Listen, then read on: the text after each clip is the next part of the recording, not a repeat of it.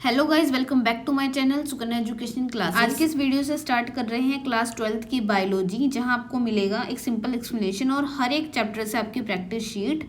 तो लेते हैं आज से 1 मंथ चैलेंज, ताकि आपका जो कॉन्फिडेंस है वो बूस्ट हो सके। और ये जो नोट्स हैं आपके वो टू द पॉइंट है, आप उसको प्रीफर कर सकते हैं अपने जो है एग्ज़ाम में लिखने के लिए भी। ये उसी तरीके से आपकी जो पीपीटी है वो बनाई गई है, ठीक है। तो चैप्टर फर्स्ट स्टार्ट करते हैं, जिसका नाम है sexual reproduction in flowering plants. तो सबसे पहले तो हम सबसे पहली बात से ही स्टार्ट करते हैं कि रिप्रोडक्टिव ऑर्गन प्लांट्स का क्या है। तो आपको पता है कि रिप्रोडक्टिव ऑर्गन जो है प्लांट का वो होता है फ्लावर, जिसके बारे में हमें डिटेल में पढ़ना है कैसे कैसे रिप्रोडक्शन होता है फ्लावरिंग प्लांट में। तो मेन पार्ट क्या है, सबसे पहले तो फ्लावर का, तो थैलेमस, सेपल, पेटल, स्टेमन और कार्पल और पिस्टिल। तो थैलेमस, सेपल, पेटल्स, स्टेमन और कार्पल क्या है, पार्ट है फ्लावर की, ठीक है। और स्टेमन जो है मेल रिप्रोडक्टिव ऑर्गन है प्लांट का, और कार्पल और पिस्टिल जो है फीमेल रिप्रोडक्टिव ऑर्गन है प्लांट के। तो ये भी हमें याद करना है कि अगर जो मेल रिप्रोडक्टिव ऑर्गन की बात हुई तो वो स्टेमन है, अगर स्टेमन की बात हुई तो वो मेल रिप्रोडक्टिव ऑर्गन है। ऐसे ही कार्पल और पिस्टिल की जो है कहानी है वो जो है female reproductive organ of plant है, ठीक है। तो अब हम स्टेमन से जो है हम शुरुआत करेंगे मेल रिप्रोडक्टिव ऑर्गन से प्लांट के। तो इसके बारे में डिटेल हम करेंगे आज। तो आपका स्टेमन कहाँ पे है, ये आपका थोड़ा हमने एक फ्लावर का हमने डायग्राम बनाया है, उसके थ्रू हमने बताने की कोशिश की है कि जो स्टेमन है आपका वो आपका कहाँ पे प्रेजेंट है, किसको बोलते हैं। और ये जो पार्ट है आपका ये स्टेमन है, और ये क्या होता है, ये ऐसे ऐसे बाइलोब्ड स्ट्रक्चर है इसका, ठीक है। डायथिकस बाइलोब स्ट्रक्चर है आपका, वो हम अच्छे से डिटेल में पढ़ेंगे। और ये आपकी क्या होगी, ये आपकी कार्पल और पिस्टिल है, ठीक है। तो इसी के बारे में हम डिटेल में अब पढ़ना स्टार्ट करते हैं। और आपको अगर फ्लावर के बारे में अगर पूछा जाए तो ऐसे आपको स्ट्रक्चर बना के उनके बारे में लिखना है। तो ये टू द पॉइंट नोट्स हैं, इसको आप कोई रिविज़न नोट्स भी बोल सकते हैं, क्योंकि यहाँ पे कुछ भी इधर उधर की बात नहीं होगी, सिर्फ काम की बात होगी, ठीक है। तो मेल पार्ट सबसे पहले तो हमने कौन सा बताया आपको कि जो मेल पार्ट है वो स्टेमन है। स्टेमन के 2 टाइप्स हैं, एक एंथर और उसके ही नीचे क्या लगा है, फिलामेंट। मतलब आपका जो ये एंथर है और इसके नीचे आपका है फिलामेंट, एंथर एंड फिलामेंट। तो ये आपका एंथर है और ये आपके फिलामेंट है यहाँ से यहाँ तक। तो एंथर का क्या काम है, ये क्या है, बाइलोब्ड है, बाइलोब स्ट्रक्चर है, और इसी को ही हम क्या बोलते हैं, एंथर बोलते हैं। और डायथिकस भी है ये, ठीक है। और उसके बाद पार्ट, ये कौन सा पार्ट है, जहाँ पे पोलन ग्रेन प्रोड्यूस होते हैं, ठीक है। एंथर से क्या होते हैं, पोलन ग्रेन प्रोड्यूस होते हैं, इसलिए ये क्या है, मेल पार्ट है, ठीक है। उसके बाद फिलामेंट, इसके नीचे ही आपको क्या दिखी, एक स्टॉक लाइक स्ट्रक्चर दिखा है, इसको हम बोलते हैं फिलामेंट, जिसने क्या किया है, जो एंथर है उसको होल्ड करने का काम किया है, ठीक है। इसी तरीके से लिखा है कि this thread like structure hold up the anther, और किस लिए, सपोर्टिव रोल इसका प्ले कर रही है। तो एंथर में हमारा क्या है, एंथर में वही जो हमने ऊपर की है कि ऐसे बाइलोब स्ट्रक्चर है, और ये डायथिकस है। अब ये डायथिकस क्या है आपको वो समझना है। तो डायथिकस का क्या मतलब है, इस तरीके से आपका जो ये डायग्राम है वो हमने ऐड किया है। ये सारा आपका एनसीईआरटी का ही पोर्शन था, डोंट वरी कि एनसीईआरटी से पढ़ना है या इससे पढ़े, क्योंकि ये सब एनसीईआरटी ही है आपकी, ठीक है। तो ये जो आपका एंथर है इस तरीके से है, और जो आपका ये है ट्रांसवर्स सेक्शन है, क्योंकि अगर इसको यहाँ से ऐसे हम काटेंगे तो आपको इस तरीके से ट्रांसवर्स सेक्शन में आपको सब कुछ मिलेगा, ठीक है। तो इसी के डायग्राम के अकॉर्डिंग ही हम पढ़ेंगे कि anther consist of 4 microsporangia. Anther क्या कर रहे हैं, कंसिस्ट कर रहे हैं 4 माइक्रोस्पोरेंजिया कंसिस्ट कर रहे हैं, और ईच लोब में 2 माइक्रोस्पोरेंजिया होंगे। तो ये सब क्या है, कैसे है, एक हम खुद का डायग्राम से समझते हैं। जो आपका ये पार्ट है यहाँ पे, ये पार्ट कैसा है आपका, ये पार्ट आपका कुछ इस तरीके से बन रहा है, ठीक है। ये जो अंदर की तरफ गड्ढा जैसा बन रहा है ना स्ट्रक्चर, आपको मेन है बात समझ में आनी चाहिए, ठीक है। तो इसीलिए हम जो भी सिंपल लैंग्वेज हो सकती है वो यूज़ करेंगे कि जो ये गड्ढा जैसा बन रहा है ना, इसको हम इसी चीज़ को गड्ढे जैसे को ही बोलते हैं थीकस, डायथिकस, इसलिए ये डायथिकस है जब ये गड्ढे जैसे स्ट्रक्चर बन रहा है। ठीक है, सबसे पहले तो ये है कि जो है बाइलोब्ड क्यों बोलते हैं, क्योंकि ये ऐसे दो में बटा हुआ है। डायथिकस क्यों बोलते हैं, क्योंकि ये इस तरीके से गड्ढे जैसे स्ट्रक्चर जैसे बना हुआ है, इसलिए उसको डायथिकस बोलेंगे। ठीक है, तो इसमें क्या है, इसमें क्या बताया हुआ है कि जो एंथर है वो कंसिस्ट करता है 4 माइक्रोस्पोरेंजिया। इसका मतलब क्या है कि ये डायथिकस है आपका, और इसमें क्या है, ये इस तरीके से 2 में डिवाइडेड है, ये 2 यानी कुछ इस तरीके से। ठीक है, डायथिकस है। उसके बाद क्या बोला है, 4 माइक्रोस्पोरेंजिया प्रेजेंट है, और उसके बाद क्या बोला है, 2 इन ईच लोब, एक लोब में, यानी इस लोब में 2 है और इस लोब में 2 है। ठीक है, ये सब बात हो गई हमारी माइक्रोस्पोरेंजिया की। अब क्या होगा, आई होप इतना इस लाइन का मतलब आपको समझ में आया होगा। ठीक है, अगर फिर भी कुछ समझ में नहीं आया तो आप हमें कमेंट भी कर सकते हैं। तो माइक्रोस्पोरेंजिया क्या होगा, फिर से डेवलप होगा। ये माइक्रोस्पोरेंजिया जो है वो अब क्या करेंगे, डेवलप होंगे। ठीक है, और क्या बन जाएंगे, बिकम अ पोलन सैक। ये क्या बनेंगे, पोलन सैक, और उस पोलन सैक में ही आपका क्या होगा, पोलन ग्रेन प्रेजेंट होंगे। जिस तरीके से आपका ये डायथिकस है, हम दोबारा से एक बार स्ट्रक्चर बता देते हैं। ये आपका डायथिकस है इस तरीके से। उसके बाद ये जो आपका है, ये जो आपका बन रहा है यहाँ पे, थोड़ा मार्कर डार्क कर लेते हैं। ये वाला जो डायथिकस है उतना ही है, बस समझ जाओ इसमें क्या कहना चाह रहे हैं हम। तो ये वाला आपका जो इस तरीके से बना हुआ है, ये 2, ठीक है, ये आपका क्या है, इस तरीके से जो ये बने हुए हैं, ये है आपका माइक्रोस्पोरेंजिया। अब ये माइक्रोस्पोरेंजिया ही डेवलप हुए, फर्दर क्या बन गए, पोलन सैक बन गए, जो कि आपका ये इस तरीके से ये पोलन सैक का है। और उसके बाद उसमें क्या पाया गया, इसमें ये क्या आ गए, ये पोलन ग्रेन्स आ गए। ये आपका पोलन ग्रेन है जो यहाँ पे लिख रखा है। तो ये वाला जो माइक्रोस्पोरेंजिया हुआ, ये डेवलप हुआ पोलन सैक में, और इस पोलन सैक में क्या कंटेन हुए, क्या है, पोलन ग्रेन्स। ठीक है, तो इस सारे बात का जो निचोड़ था वो ये था। आई होप आपके समझ में आया होगा। माइक्रोस्पोरोजिनेसिस, नेक्स्ट आपका है microsporogenesis, the process of formation of microspore यानी पोलन ग्रेन। अगर माइक्रोस्पोर आ रहा है तो उसको समझ लो माइक्रोस्पोर पोलन ग्रेन है। ठीक है, तो हम इसको सिंपल ये बोल सकते हैं कि the process of the formation of pollen grain from microspore mother cell यानी MMC। ठीक है, the process of formation of pollen grain, pollen grain का आपका जो बनने का प्रोसेस है, ठीक है, कहाँ से, फ्रॉम माइक्रोस्पोर मदर सेल से, उसी को हम बोलते हैं माइक्रोस्पोरोजिनेसिस। अब इसको भी हम एक अच्छे तरीके से एक हैंड रिटन में समझते हैं कि इसकी कहानी क्या है। तो आपका जो माइक्रोस्पोरेंजियम है, इस तरीके से आपका जो माइक्रोस्पोरेंजियम है, माइक्रोस्पोरेंजियम, ये मैं ऐड नहीं कर पाई इसमें, तो हम इसी तरीके से समझ लेंगे, सिंपल तरीके से समझेंगे, क्योंकि ये चीज़ बहुत कंफ्यूज करती है। तो इसकी कितनी लेयर है, इसकी है 4 लेयर। इसकी आपको 4 लेयर दिखेंगी। फर्स्ट आपकी कौन सी है, एपिडर्मिस। फर्स्ट है एपिडर्मिस, सेकंड है आपका endothecium, third is middle layer, and fourth is tapetum.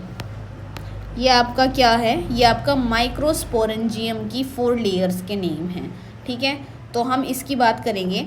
तो माइक्रोस्पोरेंजिया आपको पता है कहाँ पे है, हमने वो अभी पढ़ के हटे हैं हम। तो आपका माइक्रोस्पोरेंजिया की बात हो रही है। माइक्रोस्पोरेंजिया मतलब आपका प्लूरल फॉर्म में हो गया, और माइक्रोस्पोरेंजिया आपका सिंगुलर में है। ठीक है, तो आपका जैसे ये आपका माइक्रोस्पोरेंजिया है, तो इसमें जो आउटर मोस्ट लेयर होगी वो होगी एपिडर्मिस। हम यहाँ पे बना लेते हैं क्योंकि आपको और भी सबको समझाना ही। तो ये होगी आपकी आउटर मोस्ट लेयर, जो कि आपकी है एपिडर्मिस।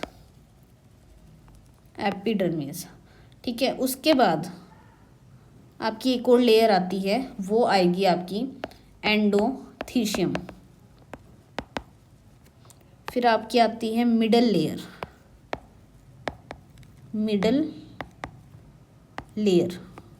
ठीक है। उसके बाद आपकी एक और आती है, इसको बोलते हैं हम टेपेटम। इसको क्या बोलते हैं हम? टेपेटम। ठीक है।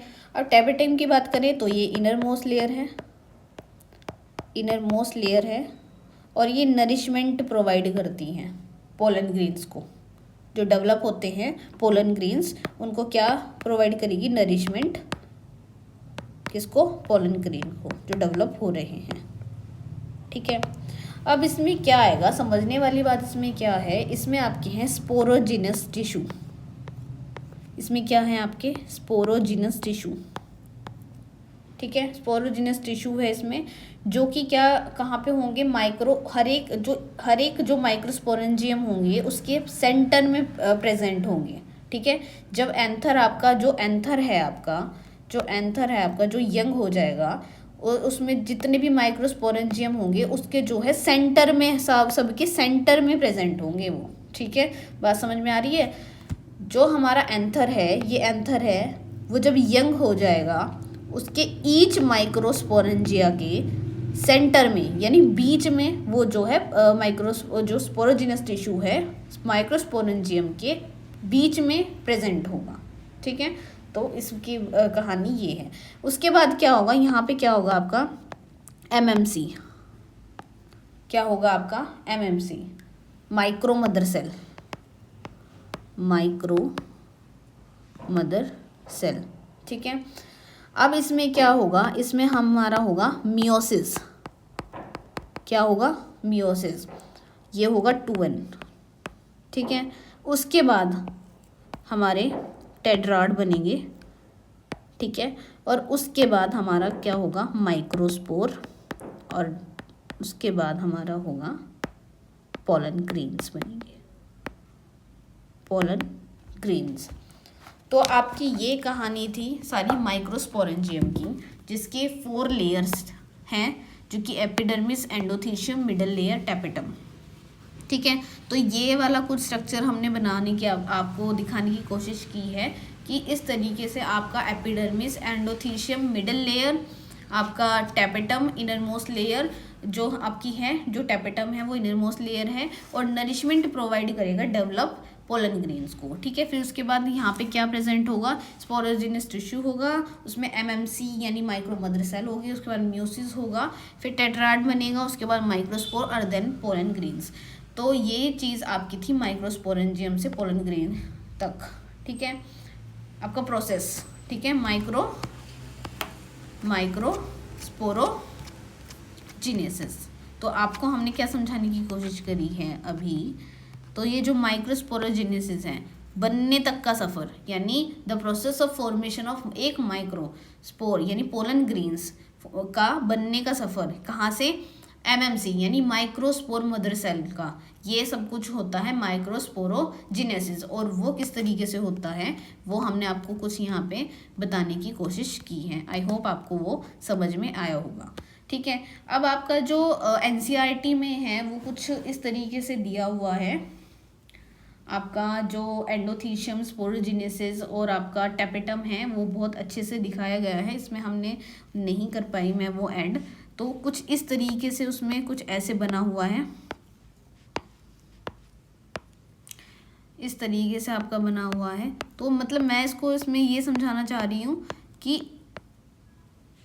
इसमें आपको बहुत अच्छे से आपको एंडोथीशियम, एपिडर्मिस और मिडल लेयर बहुत अच्छे से इसमें दिखाई देंगी, और इस तरीके से वहाँ पे, इस तरीके से आपकी बुक में है ये, इस तरीके से आपको वहाँ पे कुछ इस तरीके से दिखेगा।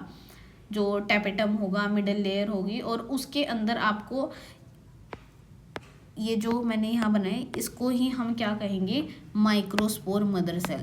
माइक्रोस्पोर मदर सेल कहेंगे। ठीक है। तो ये होंगे आपके एमएमसी, और सबसे ऊपर होंगी आपकी एपिडर्मिस, फिर उसके बाद एंडोथीशियम, और जो इनर मोस्ट होंगी आपकी वो होंगी इस तरीके से टेपेटम, जो कि नरिशमेंट करेगा पोलन ग्रेन को। तो इस तरीके से आपको जो एनसीईआरटी में है वो सब कुछ बताया गया है। आई होप आपके अच्छे से समझ में आ गया होगा। अगर फिर भी नहीं आए तो आप हमें कमेंट कर सकते हैं। अब हम बात करते हैं पोलन ग्रेन्स की। पोलन ग्रेन आपका, अब पोलन ग्रेन को अब हम अगर जूम करेंगे तो इस तरीके से कुछ हमें नज़र आएगा, जिसकी आउटर वॉल यानी एक्साइन होगी थिक हार्ड और मेड अप ऑफ स्पोरोलिनिन। ठीक है, हार्ड हो गया, थिक होगा, और स्पोरोपोलेनिन से अब वो बना होगा। तो इनर वॉल आपकी क्या होगी, इस तरीके से यहाँ पे इंटाइन कहलाएगी वो, और थिन होगी, आउटर वॉल थिक होगी और इनर वॉल थिन होगी, और सेल्यूलोज और वो पैक्टिन से बनी होगी। ठीक है, नेक्स्ट आपका है वेजिटेटिव सेल। वेजिटेटिव सेल आपको इस तरीके से दिखेगा, बिगर बड़ा होगा, और इसमें रिजर्व फूड अबंडेंट ज़्यादा रिजर्व फूड होगा, और इरेगुलर शेप न्यूक्लियस होगा, जिस तरीके से आप यहाँ देख पा रहे हैं। फोर्थ आपका है जनरेटिव सेल, जो कि स्मॉल है और साइटोप्लाज्म फ्लोट कर रहा है, ठीक है, ऑफ द वेजिटेटिव सेल का। तो इस तरीके से वेजिटेटिव सेल और जनरेटिव सेल आपका यहाँ पे हमने जो है आपको दिखाया है डायग्राम के थ्रू। वेजिटेटिव सेल आपका क्या आता है, a large cell with abundant food reserve and a large nucleus providing nourishment for the growing pollen tube. जो वेजिटेटिव सेल है आपका वो क्या कर रहा है, वो अपने अंदर बहुत सारा फूड रिजर्व किए हुए हैं, और उसके पास न्यूक्लियस भी है जो कि प्रोवाइड कर रहा है पोलन ट्यूब को। ठीक है, नरिशमेंट प्रोवाइड कर रहा है इस तरीके से पोलन ट्यूब को, जहाँ से पोलन ग्रेन्स जो है वो एंटर होगा। ठीक है, उसके बाद generative cell smaller spindle shaped है, ठीक है, और वेजिटेटिव सेल साइटोप्लाज्म है, इट प्रोवाइड्स इट्स डिवाइड और टू प्रोड्यूस 2 मेल गैमेट। ये डिवाइड होगा और प्रोड्यूस करेगा 2 मेल गैमेट्स को। नेक्स्ट है आपका जर्मपोर। जर्मपोर आपका क्या होता है, apertures in the exine that allow the pollen tube is emerge during the germination. Germ pore का क्या मतलब हुआ, जर्मपोर का आपका ये मतलब हुआ, जो ये पोलन ग्रेन है आपका, ये आपका जो पोलन ग्रेन है, अपर्चर यानी जो छिद्र जैसे स्ट्रक्चर होगा। ठीक है, अपर्चर यानी एक छिद्र जैसा स्ट्रक्चर होगा, कहाँ, एक्साइन में। ठीक है, यहाँ पे एक्साइन में जो है छिद्र जैसा एक स्ट्रक्चर होगा, जो जहाँ पे क्या होगा, जो स्पोरोलिनिन है आपका वो एब्सेंट होगा, जो स्पोरोलिनिन है आपका वो एब्सेंट होगा। जैसे ये आपका है पोलन ग्रेन, इसमें ये आपकी स्पोरोलिनिन की कवरिंग है, और यहाँ पे ये आपका मेल गैमेट है, और यहाँ पे आपका जो है ये आपका पोलन ग्रेन हो गया। इसके ऊपर स्पोरोलिनिन की एक मटेरियल है जो आपका नरिशमेंट प्रोवाइड कर रहा है। ठीक है, कुछ भी चीज़ अंदर आने के लिए रोक रहा है, और ये आपका मेल गैमेट है, और इस एरिया में कहीं पे जो है स्पोरोलिनिन एब्सेंट होगा। ठीक है, और यहाँ पे जो एब्सेंट होगा उसी जगह को हम कह रहे हैं जर्मपोर, और यहीं से ही आपकी जो पोलन ट्यूब है वो बनेगी। तो इस तरीके से ये बोला हुआ है कि aperture in the exine wall that allow the pollen tube to emerge during germination. तो इसका मतलब ये है। Pollen grains of many species, I hope ये वाला पोलन ग्रेन का आपका समझ में आया होगा सब कुछ। उसके बाद आपका जो है पोलन ग्रेन से कुछ होने वाली जो बीमारियां हैं, जैसे pollen grain of many species, कुछ पोलन ग्रेन की स्पीसीज ऐसी है, example parthenium cause severe allergies and bronchial disease in some people and leads to chronic respiratory disorder, जैसे अस्थमा और ब्रोंकाइटिस। ठीक है, pollen grain are rich in nutrient, कुछ pollen grains क्या है न्यूट्रिएंट में बहुत ज़्यादा रिच हैं, और उसको हम as a supplement, food supplement हम यूज़ करते हैं, पोलन टैबलेट। ठीक है, pollen grain of a large number of species are stored in liquid nitrogen at temperature. ये आपका बहुत इंपॉर्टेंट है, और ये वाला आपका हम पूछा भी गया है। ठीक है, तो हम इसको स्टार मार्क करेंगे। तो अब बात आती है फीमेल पार्ट्स की। जो आपका कार्पल है या पिस्टिल है उसको 3 पार्ट्स में डिवाइडेड है। आपका जो रिप्रोडक्टिव पार्ट है फ्लावर का, जो फीमेल रिप्रोडक्टिव ऑर्गन है, उसको हम कार्पल कहते हैं। तो उसमें आपके 3 पार्ट्स हैं, हम उसको देखते हैं अब 3 पार्ट्स वो कौन कौन से हैं। ये आपका जो है NCERT में दिया गया है, तो इसको हम एक अच्छे से डायग्राम के थ्रू समझते हैं। जैसे ये आपका किसका स्ट्रक्चर है, ये आपका कार्पल का स्ट्रक्चर है। ये आपका कार्पल का स्ट्रक्चर है जो कि फीमेल रिप्रोडक्टिव ऑर्गन है। तो इसमें आपका 3 पार्ट्स में डिवाइड है। वो कैसे डिवाइड है? जो ये आपका ये पार्ट है इसको हम बोलते हैं स्टिग्मा। स्टिग्मा आपका ये जो ट्यूब लाइक स्ट्रक्चर है इसको हम बोलेंगे स्टाइल। और आपका जो ये बेसल पोर्शन है, ये फूला हुआ जो भाग है इसको हम बोलेंगे ओवरी। इसको हम बोलेंगे ओवरी। और सबसे इम्पॉर्टेंट, इस ओवरी में जो आपका इस तरीके से जो स्ट्रक्चर बना है वो है आपका ओव्यूल। वो क्या है आपका? ओव्यूल। और इसी ओव्यूल के अंदर होता है फीमेल गैमेट। इतना क्लियर है आपको? Stigma, style, ovary. ओवरी के अंदर ओव्यूल है और इसी ओव्यूल के अंदर आपका क्या होता है? Female gamete. तो यही जो आपका स्ट्रक्चर है वो लिखा हुआ है यहाँ पे। स्टिग्मा आपका क्या है? पार्ट ऑफ पिस्टिल है जहाँ पोलन ग्रेन आपके जर्मिनेट होते हैं। ठीक है। ट्यूब शेप स्ट्रक्चर है आपका जो कि स्टिग्मा को होल्ड किए हुए है और वो है आपका ये स्टाइल। ठीक है। ये जो बेसल पोर्शन है आपका जो यहाँ पे बेसल पोर्शन है इसको हम बोलते हैं ओवरी। जो ओव्यूल को, यानी इसके अंदर जहाँ ये पार्ट दिखाई दे रहा है ये ओव्यूल है और ओवरी के अंदर ही ये ओव्यूल है और ओव्यूल के अंदर क्या है? फीमेल गैमेट है। ठीक है। तो अगर आपको ये जो स्ट्रक्चर है वो पता है तो इसी के अकॉर्डिंग आप जो है अपनी लैंग्वेज में अपना आंसर बना के लिख सकते हो। बस आपको क्या आना चाहिए कि आपको जो स्ट्रक्चर्स हैं वो बहुत अच्छे से पता होने चाहिए। तो आपको कुछ लाइंस पढ़ने की भी ज़रूरत नहीं है, आप अपने हिसाब से भी बना के लिख सकते हो। तो मेन यही मैं बोलूँगी कि आप स्ट्रक्चर को ज़्यादा ध्यान से देखो। तो उसके बाद आपका क्या आता है? अब आपका stigma, style, ovary, female part और आपका मेल पार्ट आपको अच्छे से समझ में आ गया होगा। तो हम इसी को ही रिकॉल करते हैं, उसके बाद फिर हम चलते हैं आगे।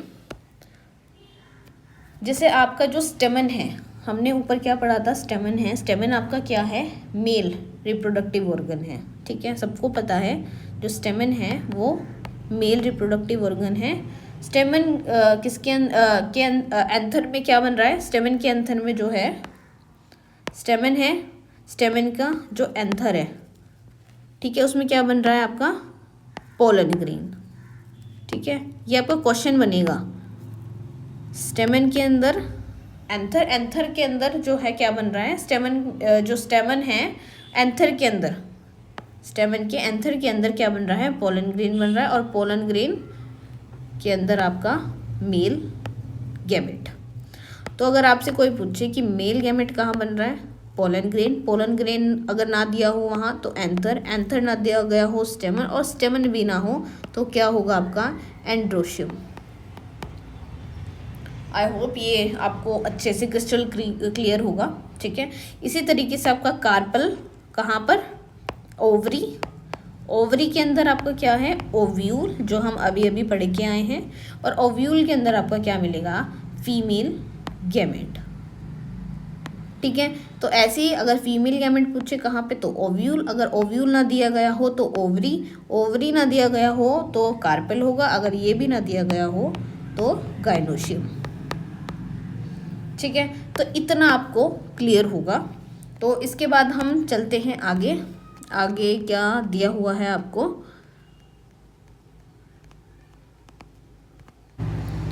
तो उसके बाद हमें क्या पढ़ना है? Inside the ovaries the ovarian cavity locule, the placenta is located inside the ovarian cavity. इसको हम एक डायग्राम की हेल्प से समझेंगे, ताकि आपको अगर डायग्राम अच्छे समझ में आ गया तो समझ लो आपने जो अपना आंसर है वो भी अच्छे से लिख लिया।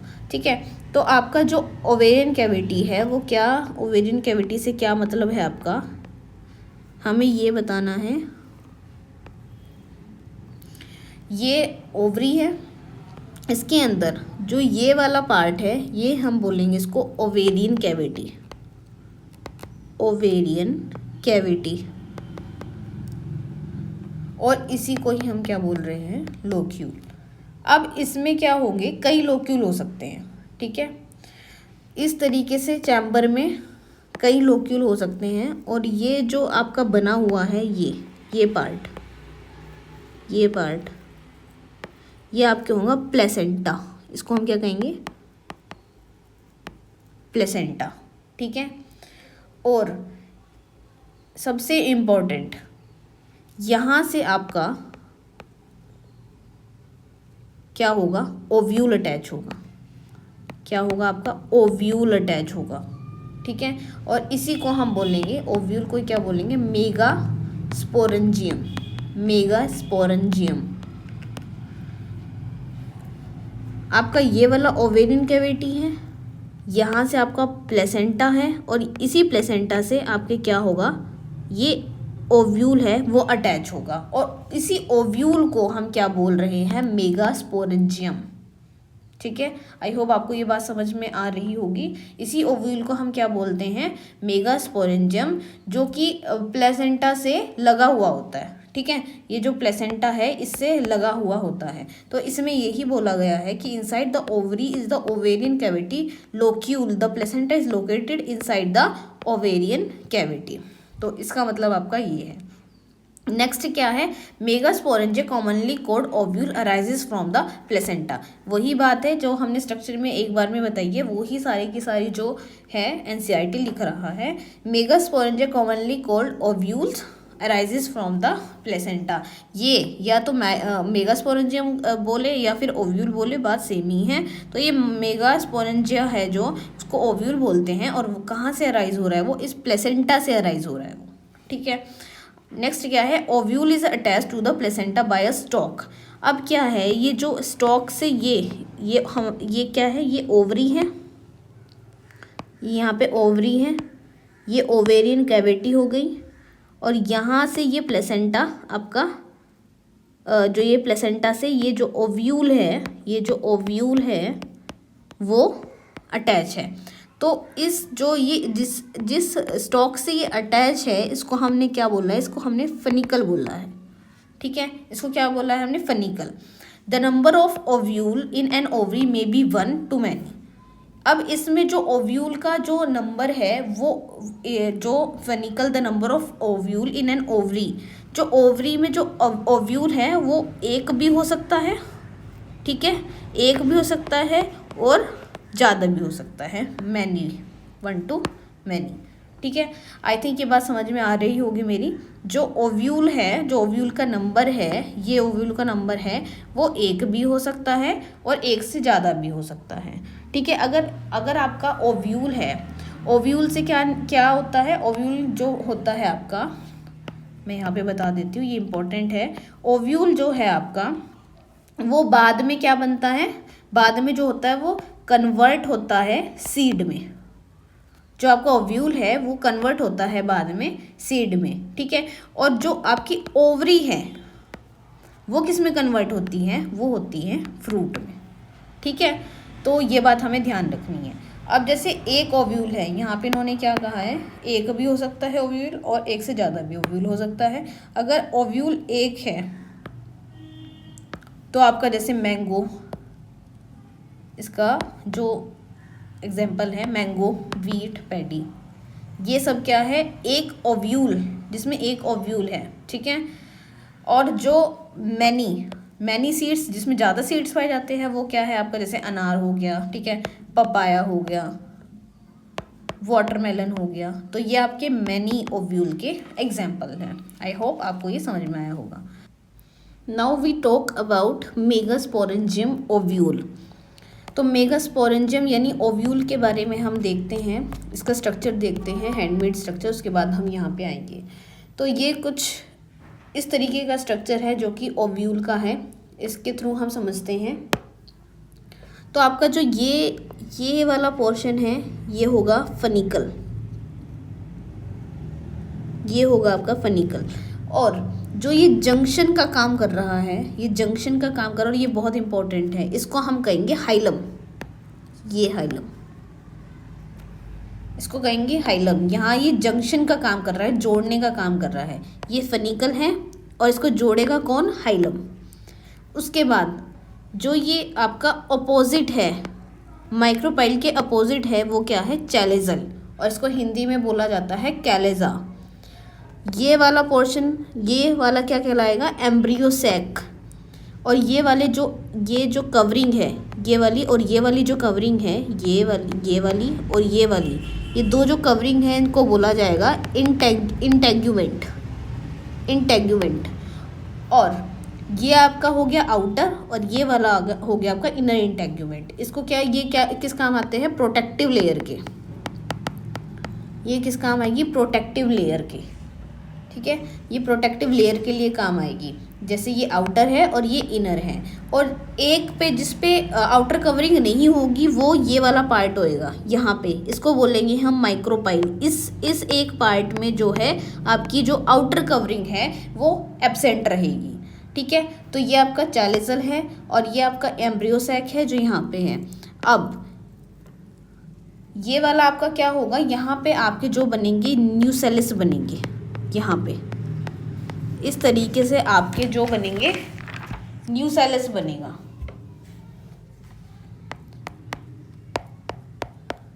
यहाँ पे न्यूसेलिस बनेगा और इसमें क्या होगा, इसमें क्या होगा, आपकी जो कोई भी एक सेल है, इसकी कोई भी एक सेल है वो बड़ी हो जाएगी। यहाँ पे न्यूसेलिस बनने के बाद जो एक सेल है यहाँ पे ये बड़ी हो जाएगी। इन सारों में से जो एक सेल है वो बड़ी हो जाएगी, ठीक है। ये वाला न्यूसेलिस है और न्यूसेलिस में से एक सेल जो है वो बड़ी हो जाएगी और अब वो क्या करेगी, अब वो बनाएगी एमएमसी यानी मेगा स्पोर मदर सेल।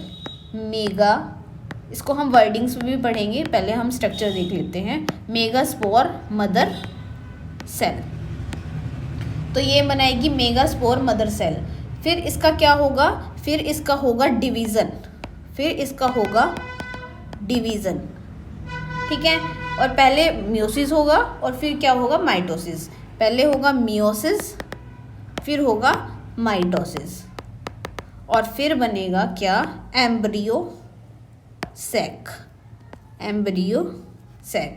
तो ये इस हिसाब से जो है हमने एक हैंडमेड स्ट्रक्चर से, डायग्राम से आपको बनाने की कोशिश की है। तो इसी को ही हम समझते हैं जो एनसीईआरटी है वो आपका क्या बोल रहा है।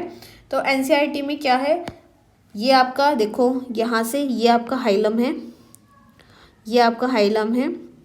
ये क्या करता है, जंक्शन के काम आता है, ठीक है। और ये यहाँ से क्या निकल रही है, फनिकल है। ये जो डायग्राम है ये उल्टा बनाया हुआ है एनसीईआरटी में, ठीक है। ये वाला है जिस पे प्रोटेक्टिव लेयर या इंटेग्यूमेंट जो है वो एब्सेंट है, सिर्फ इसी पे क्या होगा, इंटेग्यूमेंट जो होगा, आउटर कवरिंग प्रोटेक्टिव लेयर जिसको बोलते हैं, वो एब्सेंट होगा। ये क्या है, माइक्रोपिलर पोल है, यह माइक्रोपाइलर पोल, ठीक है। ये आउटर इंटेग्यूमेंट है और ये क्या है, इनर इंटेग्यूमेंट, ठीक है। यहाँ पे आपके क्या बनेगी, यहाँ पे बनेंगे न्यूसेलिस, ये न्यूसेलिस बनेंगे, ठीक है। ये आपका क्या है, न्यूक्लियस, और यहाँ पे क्या है, ये आपका बन गया एम्ब्रियो सैक, और ये आपका जो है ये हो गया चैलिज़ल पोल। तो इसमें क्या वर्डिंग्स में क्या लिखा है, ovule is a small structure attach to the placenta. जिस तरीके से हमने बताया था कि ये आपका कुछ इस तरीके से आपकी जो है एनसीईआरटी में इस तरीके से ये है, और यहाँ पे आपका जो है अटैच है प्लेसेंटा, ठीक है, ये सॉरी ओव्यूल, ठीक है, प्लेसेंटा से अटैच है ओव्यूल, ठीक है। तो ovule is a small structure, ovule एक स्मॉल स्ट्रक्चर है ये वाला, जो कि प्लेसेंटा से अटैच है by with the help of funicle. एक स्टॉक लाइक स्ट्रक्चर है जिसको हम फनिकल बोलते हैं ये वाला, तो इससे क्या है, अटैच है, ठीक है। The body of the ovule fuses with the funicle in the region of called hilum, ठीक है, ये वाला hilum. The part of the ovule fuses with funicle, ठीक है, ये किसके साथ फ्यूज करेगा, फनिकल के साथ, इन द रीजन, कौन से, हाइलम के रीजन में। This hilum represent the junction between ovule and funicle. ये ओव्यूल और फनिकल के बीच में, ये बहुत इंपॉर्टेंट है, ovule, this hilum represent junction between किसके बीच में, ओव्यूल एंड फनिकल के बीच में, ठीक है। उसके बाद each ovule has 1 or 2 protective envelope called integument circle is the nucellus except at the tip where a small opening called micropyle. वही बताया है, सिर्फ एक को छोड़ के, इस माइक्रोपाइल को छोड़ के सब में आउटर लेयर होगी, प्रोटेक्टिव कवरिंग होगी, सिर्फ माइक्रोपाइल को छोड़ के, ठीक है। Opposite the micropylar and the chalazal pore representing the basal part of the ovule, ये वाला। Enclose with the integue is a mass of cell called, इसको क्या बोला जाता है, न्यूसेलिस। मास ऑफ सेल को क्या बोला जाता है, मास ऑफ सेल को न्यूसेलिस, ठीक है। Cell of the nucellus have abundant reserve food, बहुत प्रचुर मात्रा में जो है फूड मटेरियल रिजर्व होता है सेल ऑफ द न्यूसेलिस में, ठीक है। न्यूसेलिस में अबंडेंट यानी बहुत प्रचुर मात्रा में इसमें फूड मटेरियल रिजर्व होता है। ये कहाँ पे होता है, located in the nucellus in the embryo sac के, ठीक है। Located in the nucellus is the embryo sac और फीमेल गैमेटोफाइट, ठीक है। An ovule generally has a single embryo formed from megaspore, और ये जो ओव्यूल है generally has a single embryo, और एम्ब्रियो सैक क्या फॉर्म करेगा, an ovule generally has a single embryo sac formed from megaspore. अब हम पढ़ेंगे मेगास्पोरोजेनेसिस। तो मेगास्पोरोजेनेसिस क्या होता है, the process of formation of megaspore का फॉर्मेशन फ्रॉम द किससे, मेगास्पोर मदर सेल्स यानी एमएमसी से।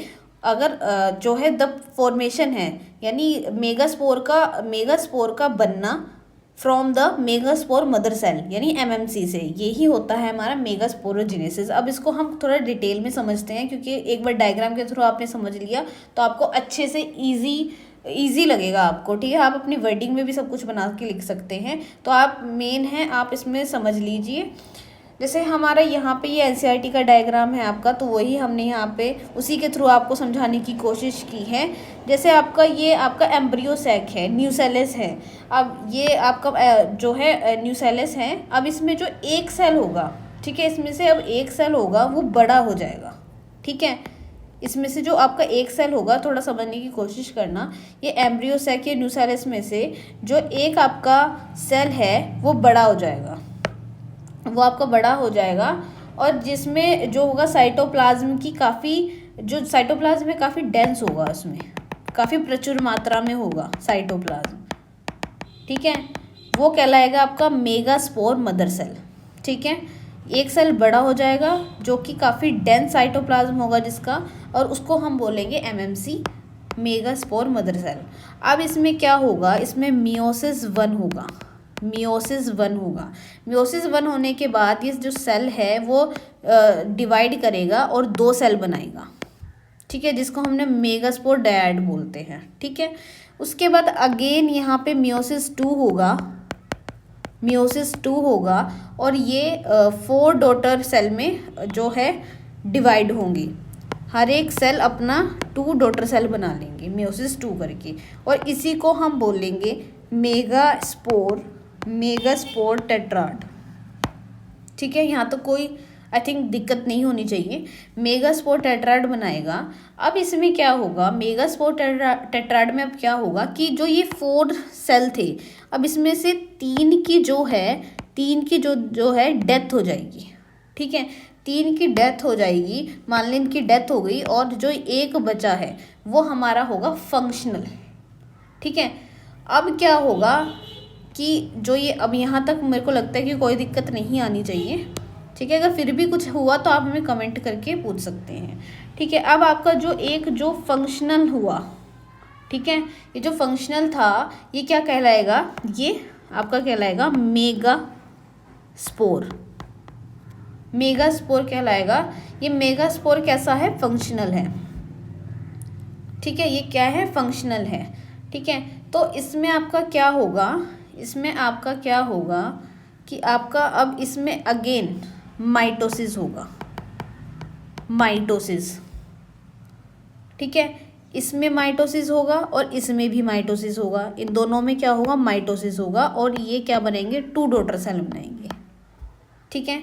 ये क्या बनाएंगे, 2 डॉटर सेल बनाएंगे। अगेन फिर से माइटोसिस होगा हर एक सेल में, ये अपना अलग से 2 सेल बनाएगा और ये हमें अलग से अपना 2 सेल बनाएगा, ठीक है। जैसे माइटोसिस हुआ, माइटोसिस यानी आपका समसूत्री विभाजन जिसको हम बोलते हैं, ये माइटोसिस हुआ और इसने अपने 2 डॉटर सेल बनाए, इसने अपने 2 डॉटर सेल बनाए। उसके बाद अगेन आपका माइटोसिस हुआ, माइटोसिस हुआ, इसने अपने 2 डॉटर सेल बनाए और इसने अपने सेल बनाए। ऐसे ही इसने अपने 2 डॉटर सेल बनाए और इसने अपने 2 डॉटर सेल बनाए। ठीक है, तो अब क्या हुआ इसमें, अब कितने डॉटर सेल बन गए इसमें, अब 8 सेल वॉल, अब इसमें जो है 8 न्यूक्लियस बन गए। ठीक है, इसमें क्या हुआ, 8 न्यूक्लियस बन गए इसमें, 1 2 3 4 5 6 7 8। तो इस तरीके से जो 8 जो है न्यूक्लियस बन गए। ठीक है ना। अब इसमें क्या हुआ, अगर आप इसमें देखोगे इसमें 8 न्यूक्लियस बन गए। अगर आप इसमें देखोगे तो इसमें अभी कहीं भी सेल वॉल का कोई फॉर्मेशन नहीं हुआ। ठीक है, ओनली न्यूक्लियस में डिवीज़न होगा, लेकिन सेल वॉल का कोई भी इसमें अभी फॉर्मेशन नहीं हुआ। ठीक है, अब क्या होगा, अब नेक्स्ट इसमें क्या होगा, अब इनके जो एकदम इसमें सेल वॉल नहीं बनेगी। ठीक है, एकदम नहीं बनेगी सेल वॉल, इसमें कुछ टाइम बाद सेल वॉल बननी स्टार्ट होगी। अब इनमें यहाँ पे इनमें सेल वॉल, इनके अराउंड जो है सेल वॉल बनेगा। ठीक है, इनके अराउंड क्या बनेगा, सेल वॉल बनेगा। ठीक है, अब 8 में से जो 6 के अराउंड सेल वॉल बन जाएगा। ठीक है, अब ये 8 थे ना, इसमें 8 में से 6 के अराउंड सेल वॉल बन जाएगा। ठीक है, ये अपने अलग अलग सेल बना लेंगे। ठीक है, जैसे ये है 1 2 3 4 5 6, ये इस 6 में जो है, इन 6 में जो है सेल वॉल बन जाएगा। ठीक है, इन जैसे ही अब इनमें सेल वॉल बनेगा, बीच में सिंगल सेल रह जाएगा। ठीक है, बीच में सिंगल सेल रह जाएगा, जो आपके जो है ये जो आपको दिखाई दे रहे हैं, ये क्या है, ये 2 न्यूक्लियस रह गए, 2 न्यूक्लियस रह गए। यहाँ इनमें सेल वॉल बन गई और यहाँ पे बीच में क्या हुआ, 2 न्यूक्लियस रह गए। ठीक है, मैं पूरा ही लिख रही हूँ बट आप समझना थोड़ा। तो 2 न्यूक्लियस रह गए।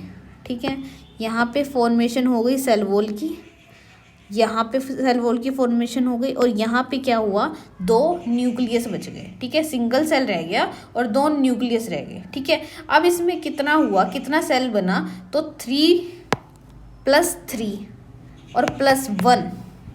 ठीक है, 3 + 3 + 1, 7 सेल्ड 8 न्यूक्लिएट स्ट्रक्चर बना, 7 सेल्ड और 8 न्यूक्लिएट स्ट्रक्चर बना इसमें।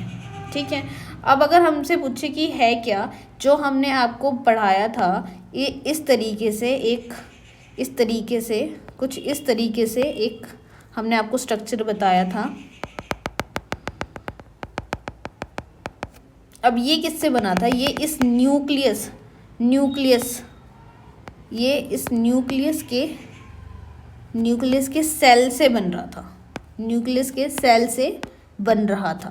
ठीक है, पूरा ही लिख देते हैं ताकि आपको कोई दिक्कत ना हो।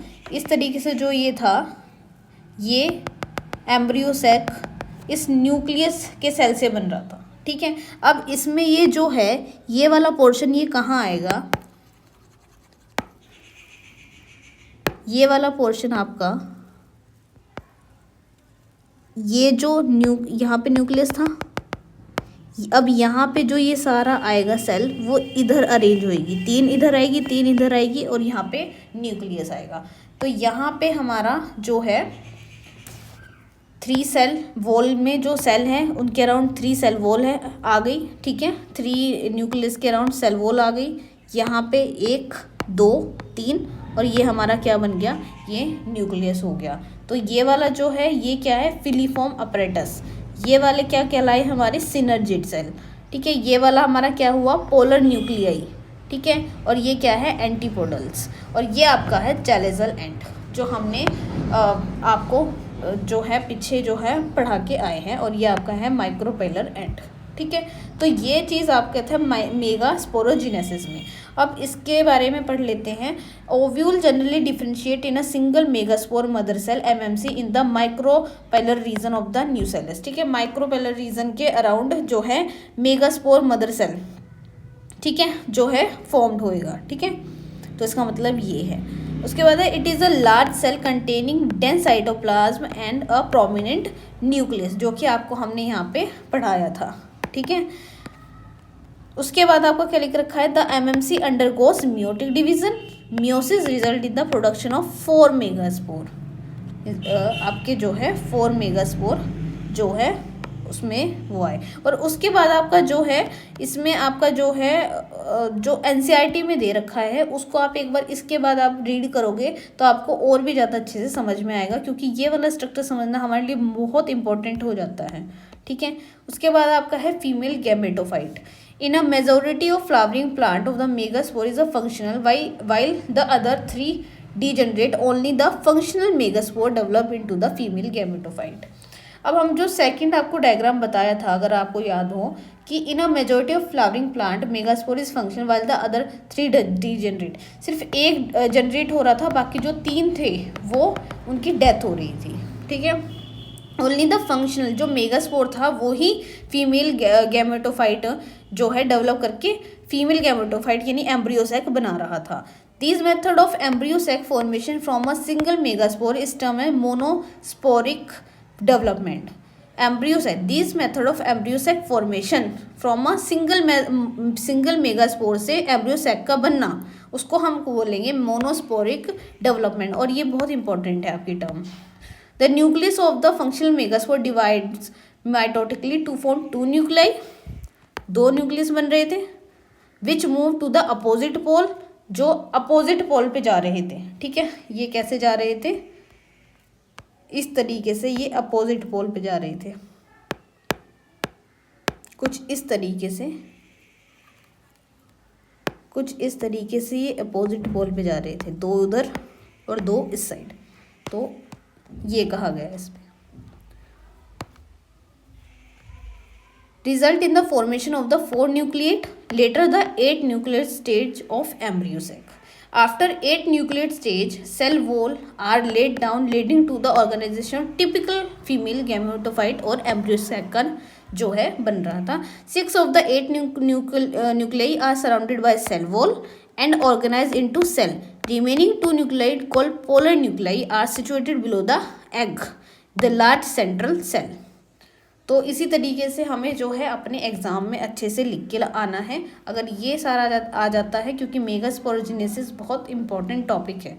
ठीक है, नेक्स्ट है this is a characteristics distribution of the cell within the embryo sac. 3 cells are group together, 3 cell group कर रखा है, ग्रुप टुगेदर। ठीक, एट द माइक्रोपेलर एंड, किसके, माइक्रोपेलर एंड के। ठीक है, माइक्रोपेलर एंड कहाँ था, ये। ठीक है, micropylar and constitute the egg apparatus. The egg apparatus in turn consists of 2 synergid cell and 1 egg cell. 2 synergid cell and 1 egg cell, ये वाला 2 synergid cell and 1 egg cell।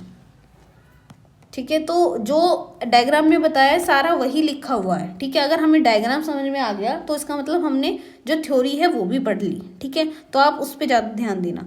3 cells are at the chalazal end, और 3 आपके जो cell है वो कहाँ पे है, चैलेजल एंड के पास। ठीक है, तो इस तरीके से लिखा है। द सिनर्जी सेल हैज, ये तो हो गया ना। 3 cell are at the chalazal end are called antipodal, जिसको हम एंटीपोडल बोल रहे थे। ठीक है, the large central cell as mentioned earlier has 2 polar nuclei.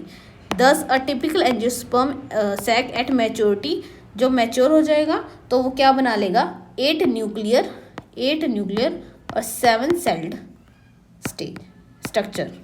ठीक है, तो ये आपका सारा है मेगास्पोरोजेनेसिस का। आई होप आपको ये सब कुछ क्लियर होगा।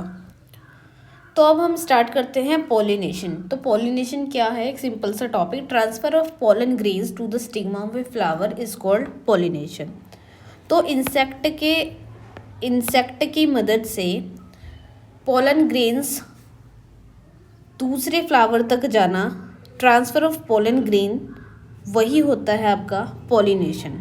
ठीक है, इंसेक्ट में जो है उनके बॉडी पे जो पोलन ग्रेन्स हैं वो चिपक जाते हैं और वो ही दूसरे फ्लावर पे बैठ के पॉलिनेशन करते हैं। तो यही होता है transfer of pollination to the stigma of a flower is called pollination.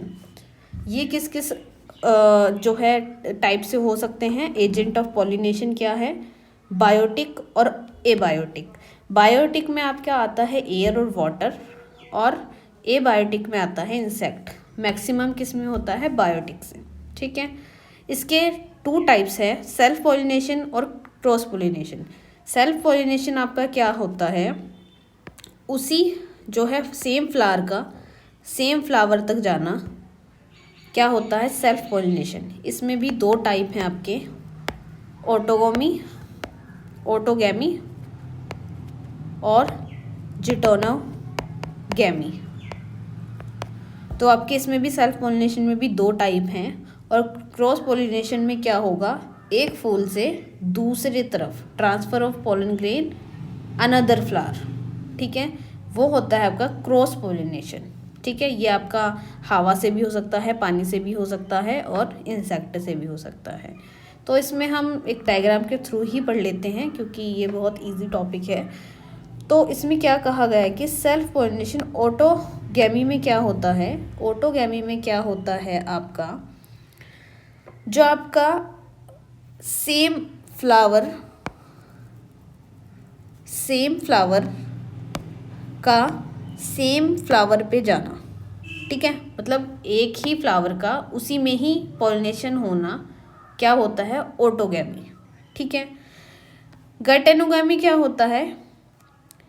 Same flower का लेकिन उसी प्लांट के एक डिफरेंट फ्लावर पे जाना। ठीक है, दोबारा सुनेंगे। ऑटोगैमी में क्या होगा? यही एक फूल है, इसी फूल का इसी फूल में जाना क्या होगा? ऑटोगैमी। और ये किसका टाइप है? सेल्फ पॉलिनेशन का। गैटोनोगैमी क्या होता है? एक ही प्लांट का फ्लावर है लेकिन उसी में ना जाकर वो उसी प्लांट के दूसरे फ्लावर में जाता है। जैसे इंसेक्ट के थ्रू जा रहा है, लेकिन किसी के भी थ्रू जा सकता है, हवा पानी, इंसेक्ट किसी के भी थ्रू। लेकिन मेन मुद्दा क्या है? उसी प्लांट के फ्लावर का उसी प्लांट के दूसरे फ्लावर पे जाना, गैटोनोगैमी। और ये टाइप है सेल्फ पॉलिनेशन का। और क्रॉस पॉलिनेशन, एक फ्लावर का एक प्लांट के दूसरे प्लांट पर जाना क्या होगा? क्रॉस पॉलिनेशन कहलाएगा। ठीक है, अब बात आती है कि सेल्फ पॉलिनेशन और क्रॉस पॉलिनेशन में से क्या अच्छा है। तो क्या अच्छा है? Cross pollination. क्यों अच्छा है? क्योंकि क्रॉस पॉलिनेशन से हमें बहुत कुछ नया देखने को मिलता है। ठीक है, बहुत कुछ आप जो है अलग अलग फ्लावर आपको देखने को मिलेंगे, तो वो सब किससे होगा? क्रॉस पॉलिनेशन के थ्रू होगा। तो क्रॉस पॉलिनेशन को ज़्यादा अच्छा बताया गया है। तो ये पॉलिनेशन का आपका जो है आपका डायग्राम है, इसको हम अच्छे से देख लेंगे। और आप एक बार जो है अपनी एनसीईआरटी में भी देखोगे तो यही सब कुछ है, बस थोड़ा लॉन्ग करके बताया हुआ है, हम टू द पॉइंट चल रहे हैं। नेक्स्ट आपका है डबल फर्टिलाइजेशन। अब हम पढ़ते हैं डबल फर्टिलाइजेशन। डबल फर्टिलाइजेशन का क्या मतलब हुआ, तो इसको हम एक डायग्राम के थ्रू समझते हैं। इसके स्ट्रक्चर को समझते हैं तो ऑटोमेटिकली आपको जो है अच्छे से आ जाएगा। एक बहुत सिंपल लैंग्वेज में समझेंगे, थोड़ा ध्यान लगा के इसको हमें समझना होगा। तो अब जो ये आपका मैंने ये वाला डायग्राम बनाया है, ये किसका है? सबको पता है, ये कार्पेल और पिस्टिल का है, जिसको हम बहुत अच्छे से पढ़ के आए हैं। ठीक है, ये कार्पेल और पिस्टिल है। ठीक है, अंदर ये आपका क्या है? ये ओव्यूल है, ये कार्पेल, ये आपका स्टिग्मा है, ये स्टाइल है, ये ओवरी है, और ये आपका क्या है? ओव्यूल। और इसके अंदर ये क्या है? ये एम्ब्रियोसैक है। ये इसका क्या है?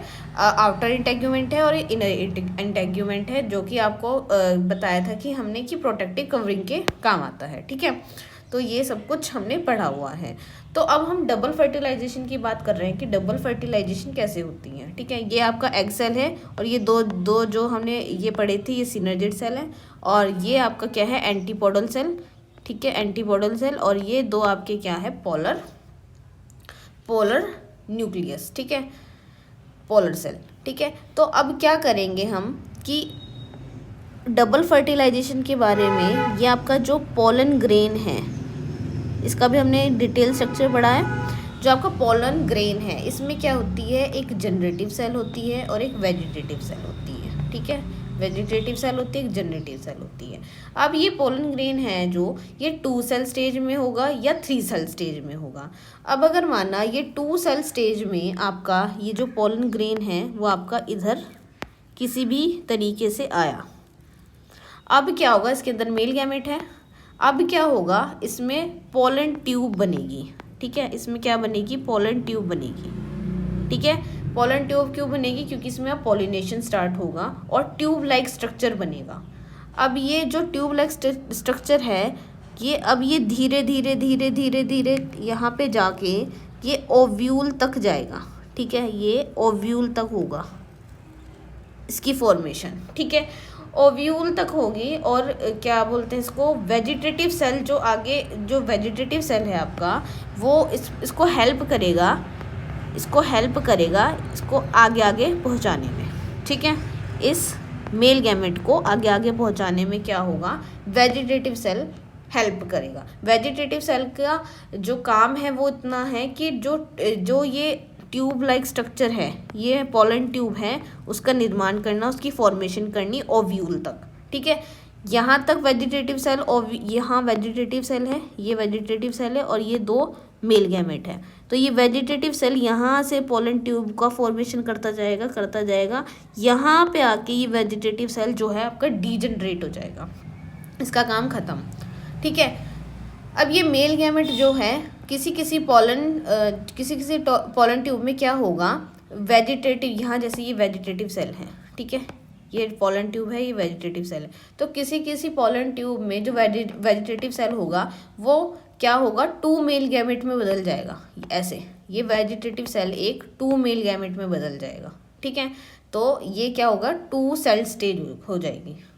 ठीक है, अब यहाँ पे जो वेजिटेटिव सेल है वो डीजनरेट हो गया।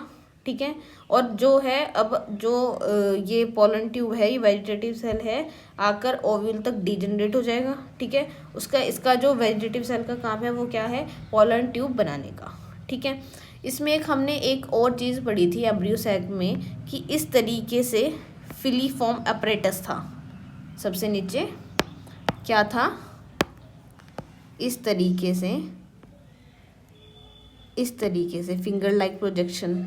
ठीक है, ये वाला क्या था कि फिलीफॉर्म अपरेटस, इसका क्या काम आता है, पोलन ट्यूब को गाइड करने का। तो ये छोटी सी टर्म है, ये भी हमें पता होनी चाहिए, पोलन ट्यूब को गाइड करने का काम आता है। अब क्या होगा, कहानी अब शुरू होती है। पोलन ट्यूब बन गई, वेजिटेटिव सेल डीजनरेट हो गया। अब ये जो मेल गैमेट है वो धीरे धीरे करके आगे बढ़ते रहे और यहाँ पे आगे जो एक ये वाला मेल गैमेट है, ये वाला में जो मेल गैमेट है ये इस एग सेल के साथ फ्यूज़ होगा और ये दूसरा जो मेल गैमेट है वो पोलर सेल के साथ फ्यूज़ होगा। ठीक है, यहाँ पे आके ये इस सेल के साथ फ्यूज़ होगा और ये वाला जो मेल गैमेट दूसरा है ये इस पोलर सेल के साथ फ्यूज़ होगा। ये 2 न्यूक्लियस पहले थे और एक न्यूक्लियस अब बन जाएगा। तो ये क्या कहलाएगा, ट्रिपल फ्यूज़न। ठीक है, क्या कहलाएगा, ये ट्रिपल फ्यूज़न। और ये बनाएगा एंडोस्पर्म। अब ये क्या बनाएगा, एंडोस्पर्म। ये बहुत इंपॉर्टेंट पॉइंट्स हैं। ये क्या बनाएगा, एंडोस्पर्म। और ये क्या बनाएगा, जाइगोट बनाएगा। ये एंडोस्पर्म का क्या काम है, इस जाइगोट को न्यूट्रिशन देने का काम है ताकि ये जाइगोट आगे जाके क्या बने, एम्ब्रियो। ठीक है, तो ये वाला आपका सारा जो होता है वो हो जाता है डबल फर्टिलाइजेशन का प्रोसेस। आई होप आपको क्लियर होगा डबल फर्टिलाइजेशन का प्रोसेस। तो यही चीज़ हमें जो है बना के वर्डिंग्स में लिखनी है, ठीक है, डबल फर्टिलाइजेशन की। यही सब कुछ हमने जो लिखा है, after entering one synergy cell the pollen tube with 2 male gamete into the cytoplasm, the synergid one of the male gamete move toward the egg cell के साथ जाएगा एंड फ्यूजेस विद न्यूक्लियस के साथ फ्यूज होगा, जो एक आपका male gamete था, और कंप्लीटिंग द सिनगैमी। इस पोर्शन को, सिनगैमी का क्या होता है, इस जो ये सारा काम यहाँ पे एक सेल के साथ जो फ्यूज हुआ इस सेल के साथ, इसको हम बोलते हैं सिनगैमी। क्या बोलते हैं इसको? सिनगैमी बोलते हैं, ठीक है। उसके बाद thus completing the syngamy, they result in the formation of diploid the zygote. The other male gamete move toward the 2 polar nuclei located in the central cell or fuses with them to produce triploid primary endosperm PEN as a involved fusion of 3 haploid nucleus, जो कि हमने बताया इस term as a triple fusion, इस तरीके से, ठीक है। Since the 2 type of fusion syngamy and triple fusion take place in embryo sac, ठीक है, द फिनोमिना टर्म है डबल फर्टिलाइजेशन, ठीक है। The central cell after triple fusion become the primary endosperm PEC and develop into the endosperm while zygote develop into an embryo, ठीक है। अब जो male gamete है और प्लस जो एग है वो क्या बना रहा है? जाइगोट बना रहा है, और जाइगोट से क्या बन रहा है? एम्ब्रियो बन रहा है, ठीक है। जिस तरीके से हमने डबल फर्टिलाइजेशन का प्रोसेस पढ़ा। तो अब क्या हुआ, ये डी जनरेट एंटीपोडल सेल और डी जनरेट सिनर्जिड सेल, जो ये दोनों सिनर्जिड सेल है और एंटीपोडल सेल है, वो दोनों नष्ट हो जाएंगे, ख़त्म हो जाएंगे, ठीक है। और क्या होगा, इससे आकर मिलेगा जाइगोट, इससे आकर जो मिलेगा मेल गैमेट बनेगा, और ये जाइगोट बन गया, ठीक है, जाइगोट 2n, ठीक है। अब जो ये तुम्हारा सेंट्रल सेल है, ये बन गया प्राइमरी एंडोस्पर्म PEC, और ये तुम्हारा जो पोलर सेल था, न्यूक्लियस था, और ये बन गया primary endosperm nucleus 3n PEN, ठीक है। अब इसमें क्या हुआ, इसमें होगी माइटोसिस। क्या होगा? माइटोसिस, ठीक है। जाइगोट का डिवीज़न होगा, ये जाइगोट का डिवीज़न हुआ, ये सेल है ये क्या करेगी? रिपीटेडली माइटोसिस करेगी। क्या करेगी? रिपीटेडली माइटोसिस करेगी, और क्या बन गया? ये ग्लोबुलर एम्ब्रियो बन गया, ठीक है। उसके बाद ऐसे ही ये डिवीज़न होगा और ये बनेगा हार्ट शेप्ड एम्ब्रियो, इस टाइप से हार्ट शेप्ड एम्ब्रियो, ठीक है। तो अब इसमें क्या बताया गया है कि ये जो एरिया है, ये जो जुड़ा हुआ है, जंक्शन है, इसको क्या बोलते हैं हम? सस्पेंसर। ये क्या है? रेडिकल। ये दो जो इस टाइप से हैं, इसको बोलते हैं हम कोटिलिडन, और ये क्या है? प्लूम्यूल, ये यहाँ, ठीक है। तो ये सब आपका जो प्रोसेस है, ठीक है, ये सब प्रोसेस है आपका डबल फर्टिलाइजेशन का है। इसको आप एक बार दोबारा पढ़ेंगे तो आपको जो है अपने आप ही आप लिख पाओगे, आपको पढ़ने की भी ज़रूरत नहीं पड़ेगी, एक बार डायग्राम अच्छे से समझ लेना। तो पोस्ट फर्टिलाइजेशन स्ट्रक्चर और इवेंट, जो फर्टिलाइजेशन के बाद ये आपका जो स्टिग्मा और स्टाइल था, स्टिग्मा स्टाइल, ये स्टिग्मा और ये स्टाइल, यहाँ से ये क्या हो जाएगा? ये ख़त्म हो जाएगा, इसका कोई काम नहीं रहेगा, ठीक है। ये ओव्यूल है, ठीक है, ओव्यूल। अब ये जो ओव्यूल है वो किस में चेंज होगा? वो सीड में चेंज हो जाएगा। ओव्यूल किस में हो जाएगा? सीड में चेंज हो जाएगा। और जो ये ओवरी है, ओवरी किस में चेंज होएगी? फ्रूट में चेंज हो जाएगी, ठीक है। स्टिग्मा स्टाइल ख़त्म हो जाएंगे, ओव्यूल सीड में चेंज होगा, और ओवरी जो है फ्रूट में, ठीक है। और जो इसके अंदर ये जो इसके अंदर सीड के अंदर जो ये एम्ब्रियो बैठा है, ठीक है, जो ये एम्ब्रियो बैठा है ना, ये क्या? डोरमेंसी कंडीशन में है, ठीक है। ये क्या है? शिशु पौधा है ये, ठीक है, ये डोरमेंसी कंडीशन में है, ठीक है। उसकी बॉटनी की लैंग्वेज में है डोरमेंसी, यानी सोया हुआ है ये, ठीक है। और जो ओव्यूल है वो सीड में कन्वर्ट हो जाएगा, और ओवरी जो है फ्रूट में कन्वर्ट हो जाएगा, ठीक है। अगर एक ओव्यूल है, ठीक है, अगर एक ओव्यूल है तो कितना? एक ही सीड बनेगा। इसका एग्जाम्पल क्या लेंगे हम? जैसे मैंगो, ठीक है। अगर एक से ज़्यादा है तो अनार बनेगा। एक से ज़्यादा का क्या मतलब हो गया? एक से ज़्यादा मतलब ये आपका अनार है, कुछ इस तरीके से होता है ना अनार, इस तरीके से, इस तरीके, जिसमें स्टिग्मा स्टाइल सब विजिबल है। ये इसमें इस तरीके से जो है वो होते हैं ना, दाने लगे होते हैं। ये क्या है, ओव्यूल, एक से ज़्यादा ओव्यूल है इसमें, ठीक है। और आपने अगर मटर का तो देखा ही होगा, इस साइड से, इस तरीके से, इस तरीके से, कुछ इस तरीके से होता है, और इस तरीके से इसमें ओव्यूल लगे रहते हैं। तो ये भी क्या है, एक से ज़्यादा ओव्यूल का एग्जाम्पल है, ठीक है। तो इस तरीके से कलेक्टेड टर्म पोस्ट फर्टिलाइजेशन, ठीक है। तो आगे हुआ एंडोस्पर्म, वही जो हमने पढ़ाया है। The primary endosperm cell divide repeatedly divide करेंगे एंड फॉर्म डिप्लॉयड एंडोस्पर्म बनाएंगे। The cell of the this tissue are filled with reserve food material से भरा होगा, use as a nutrition, developing embryo को न्यूट्रिशन देगा, ठीक है। ये सब कुछ वही है। इसमें इंपॉर्टेंट क्या है, the coconut water from the tender coconut is nothing. जो आपका कोकोनट है वो कुछ मतलब नथिंग इज नथिंग, कुछ नहीं है, बट फ्री न्यूक्लियर एंडोस्पर्म है। अगर कोई पूछे कोकोनट क्या है, तो ये फ्री न्यूक्लियर एंडोस्पर्म है, made up of 1000 of nuclei, जो बहुत सारी न्यूक्लियाई से, 1000 ऑफ न्यूक्लियाई से मिलके बना है। And the surrounding white kernel, जो इसका वाइट पोर्शन है वो क्या है, सेल्यूलर एंडोस्पर्म है। क्या है वो, सेल्यूलर एंडोस्पर्म है। ऐसे एम्ब्रियो हमने, जैसे हमने यहाँ पे आपको ये पढ़ाया है, ठीक है, एम्ब्रियो का ये सब कुछ वही लिखा हुआ है। आप एक बार रीड करोगे तो अच्छे से समझ में आ जाएगा। Embryo develop at the micropylar and, कहाँ पे होता है, माइक्रोपाइलर एंड में, in the of the embryo sac where zygote is situated. The zygote give rise to the proembryo and subsequently to the globular heart shaped, ठीक है। Typically dicotyledon embryo consists of embryonal axis and two cotyledons. The portion embryonal axis above the level of cotyledon is the epicotyle where terminal are प्लीम्यूल। ये सारी term जो है वो हमने सब यहाँ पे पढ़ी हुई हैं, ठीक है। आप यहाँ जाओगे, ये वाला, ये सस्पेंसर, रेडिकल, कोटिलिडन्स, ये सब क्या है कि एम्ब्रियो का जो डेवलपमेंट में हमने पढ़ी थी वो सब इसी में जो है लिखा हुआ है।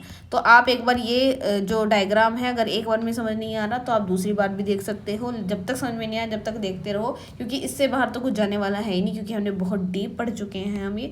अब क्या होगा, अब इसकी जो PDF है वो बता देंगे हम कहाँ पे मिलेगी, ये जो PPT है आपको बता देंगे। और इसके जो आप अगर जब भी पढ़ोगे तो इसकी जो प्रैक्टिस शीट है वो भी हम अवेलेबल करेंगे, ठीक है। अभी ये फर्स्ट चैप्टर हमने अच्छे से कंप्लीट किया है। अभी हम और भी चैप्टर्स जो इम्पोर्टेंट होंगे पहले ख़त्म करेंगे, उसके बाद हम सारे ही करने की कोशिश करेंगे। लेकिन जो पहले जो आपका जो इम्पोर्टेंट है वो करेंगे, उसकी प्रैक्टिस शीट आपको जो है प्रोवाइड करेंगे। उसके बाद हम बोर्ड में भी बताएंगे आपको कैसे लिखना है, कैसे लिख के आना है, किस तरीके से। और इस PPT में आपको सारा ही वो मटेरियल मिलेगा कि किस तरीके से आपको अपने एग्ज़ाम में लिख के आना है, ठीक है। जो डायग्राम बनाया है मैंने वो किस तरीके से लिखना है, ठीक है। और जो ये आप सारा लिख रहे हैं टू द पॉइंट ही है, इसमें कुछ भी अलग से कोई बात नहीं है, सिर्फ इतना ही लिखोगे, इतने से ही आपके 100% बहुत अच्छे मार्क्स आने वाले हैं। तो आज हमने चैप्टर फर्स्ट कंप्लीट किया है, ऐसे ही हम और भी आगे चैप्टर कंप्लीट करेंगे। अगर आपको हमारी वीडियो अच्छी लगी हो तो प्लीज़ हमें मोटिवेट करना आपको और पढ़ाने के लिए। Please do comment, share and subscribe. Thank you so much for watching. मिलते हैं नेक्स्ट वीडियो में।